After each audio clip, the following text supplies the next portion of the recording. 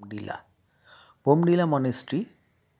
এই বোমডিলা এই অঞ্চলটা অসাধারণ। তার সৌন্দর্য, বড় বড় পাইন গাছ, ঝাউ গাছ, তার মধ্যে দিয়েই আমি এই বোমডিলা এই জায়গাটায় দেখার মতো। এই যে রাস্তাটা দেখছেন, এখানে দিয়ে এটা চড়াই রাস্তা, ওপরের দিকে উঠে গেছে বোমডিলা মনেস্ট্রির দিকে। উফ, সাবধান, এখানে আবার জোক রয়েছে। খুব সুন্দর এই পরিবেশ। আমরা এইখান দিয়ে হাঁটতে হাঁটতে এই বোমডিলা মনেস্ট্রির দিকে যাচ্ছি। বোমডিলার আশেপাশের সৌন্দর্য এটা দেখার মতো। অরুণাচল প্রদেশের এই বোমডিলা খুব শান্ত একটা অঞ্চল।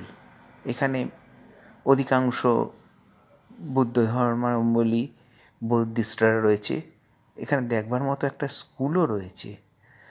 আর এখানে প্রচুর শান্তপ্রিয় লোকজন এখানে রয়েছে। আমি সকালবেলা এই রাস্তা দিয়ে যাচ্ছি, খুব সুন্দর লাগছে। বাহ! আশেপাশে অনেক কিছু দেখার আছে। যেমন দেখার আছে এখানকার এই মনেস্ট্রির নিজস্ব একটা গেস্ট হাউস আছে। এখানে এই দেখুন, ওই যে দেখা যাচ্ছে মনেস্ট্রি, তার আশেপাশে স্কুল, খেলার মাঠ, ছোট্ট ছোট্ট বাচ্চা থেকে বয়স্ক বুদ্ধিস্টরা এখানে খেলাধুলা করে, এখানে পড়াশোনা করে, এখানকার নানান শিক্ষায় শিক্ষিত হয়ে ওঠে। খুব সুন্দর জায়গা। এটা হচ্ছে ওদের একটা নিজস্ব থাকবার যে গেস্ট হাউস, সেই ধরনের।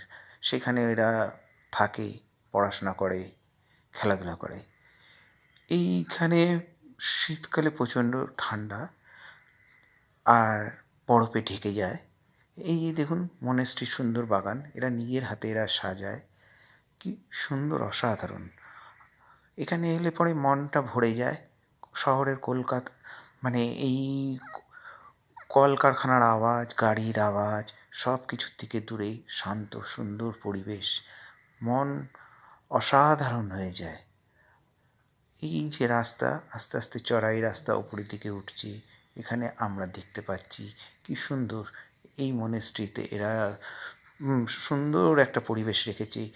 অনেক দূর দূরান্ত থেকে যারা অরুণাচলে আসে, তারা এই মনেস্ট্রিতে অবশ্যই একবার করে ঘুরে যায়, এখানকার সৌন্দর্য উপভোগ করে। আমার তো এসে অসাধারণ লাগছে। পশ্চিম কামেং জেলার একটি অংশ, ৮৫০০ ফুট উচ্চতায় এটা অবস্থিত, ভারতের অরুণাচল প্রদেশের বোমডিলা। এখান থেকে অরুণাচলের নানান জায়গায় যাওয়ার ব্যবস্থা রয়েছে। এই বোমডিলার কবি নজরুল ইসলামের ভাষায় বলতে হয়, দেখব এবারে জগৎটাকে, কেমন করে ঘুরছে মানুষ যুগান্তরের ঘূর্ণিপাকে। সত্যি অসাধারণ। আমি ধর্মং শরণং গচ্ছামি, সংঘং শরণং গচ্ছামি। যারা সাবস্ক্রাইব করেননি, প্লিজ সাবস্ক্রাইব করে দিন।